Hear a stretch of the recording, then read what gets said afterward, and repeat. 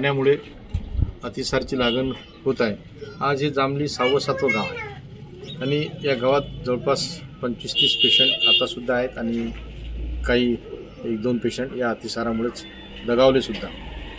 शासनाचं अक्षम्य दुर्लक्ष आणि जे काही मूलभूत सुविधा आहेत त्याकडे होणारं दुर्लक्ष यामुळे सातत्याने ह्या घटना घडत आहेत। म्हणून कुठेतरी याला पायबंद घातला गेला पाहिजे। वरून शासन स्तरावरून या सगळ्या बाबी हाताळल्या गेल्या पाहिजेत की जेणेकरून वारंवार अतिसारची लागण या मेळघाटमध्ये होणार नाही याची दक्षता प्रशासनाने घेतली पाहिजे।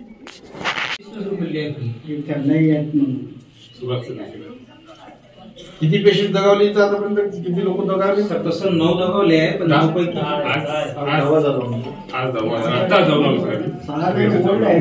आणि जे 6 लोक आहेत 6 आणि 7 लोक जवळपास बोलले आणि 4 लोक एक मोठे ना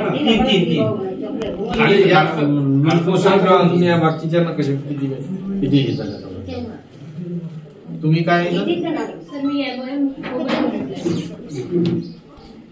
येत असते तुम्ही इथं? किती गाव आहे तुमच्या मोबाईलवर? 50 गाव। काय नाव तुमचं?